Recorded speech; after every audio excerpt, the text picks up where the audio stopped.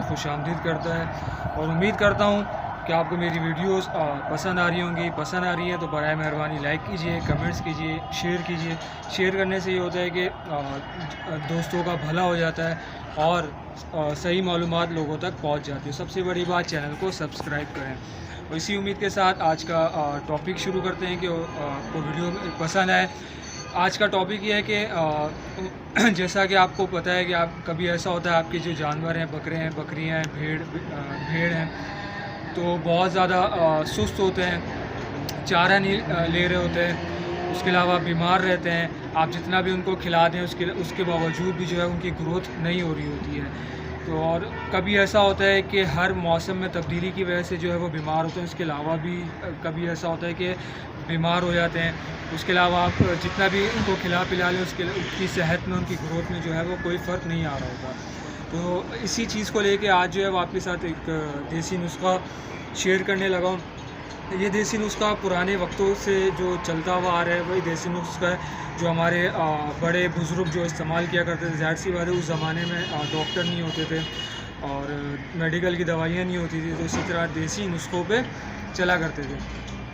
और जिस तरह के हमारे चरवाहे हज़रात हैं, किसान हज़रात हैं, या जो हमारे छत पे काम करने वाले हैं, शॉप करने वाले हैं, या जिनको फार्मर हज़रात हैं, उनके बहुत ज़्यादा तादाद होती है उनके पास जानवरों की। तो हर बंदा जो है वो अफोर्ड नहीं कर पा रहा होता है कि डॉक्टरों की फ़ीस, दवाई और मेडिकल की दवाइयों की फ़ीस। तो इसीलिए ये नुस्खे जो होते हैं ये बहुत कारगर होते हैं, बहुत मुफीद नुस्खे होते हैं जो चलते हुए आ रहे हैं। लोग भी जो है इनको बहुत ज़्यादा इस्तेमाल करते हैं और उसके बहुत ज़्यादा जो है आपको फ़वाइद देखने को मिलते हैं। तो आपने करना ये है कि आपने गुड़ लेना है। गुड़ से आपको पता है कि उसमें वैसे ही बहुत ज़्यादा जो है मैग्नीशियम होता है, कार्बोहाइड्रेट होता है, मिनरल्स होते हैं, विटामिन्स होते हैं।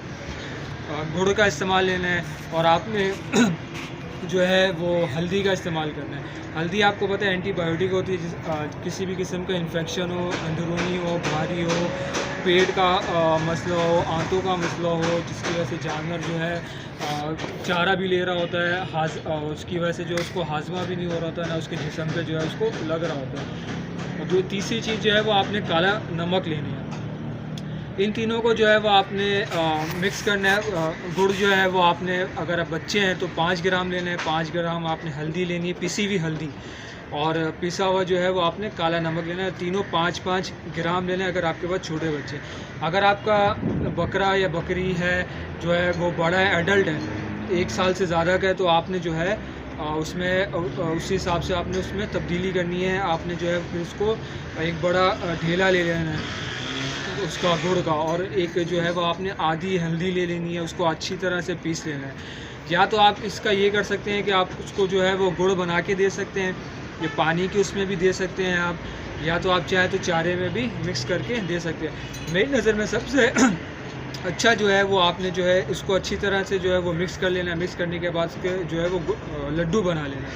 लड्डू बना के आप उसको खिला दें सुबह सुबह का टाइम। उसके बाद जो है वो आप उसको चारा दें। आप रोज़ाना आप अमल करें, इंशाल्लाह आप देखेंगे आपके बकरे की ग्रोथ में जो है, उसकी सेहत में, उसके हाजमे में, उसके खाने में आपको बहुत ज़्यादा इंशाल्लाह फ़र्क होता हुआ नज़र आएगा।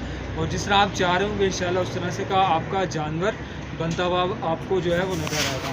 तो इसी उम्मीद के साथ आज की वीडियो जो है वो यहाँ पे इख्तिताम पज़ीर करते हैं। उम्मीद करता हूँ आज की वीडियो आपको जो है वो पसंद आएगी। पसंद आए तो बराए मेहरबानी लाइक कर दीजिएगा, कमेंट्स कर दीजिएगा और शेयर कर दीजिएगा। और जो आपको मालूमात मुझसे चाहिए हो कि कोई भी देसी नुस्खा वगैरह आपको पूछना हो या कोई डॉक्टरी दवाई वगैरह पूछनी हो तो आप मुझसे जो है वो कमेंट्स में पूछ सकते हैं, या फिर मेरा व्हाट्सएप नंबर है 0321896274 3। आप यहाँ पे व्हाट्सएप पे भी मुझसे रब्ता कर सकते हैं। तो बस सर।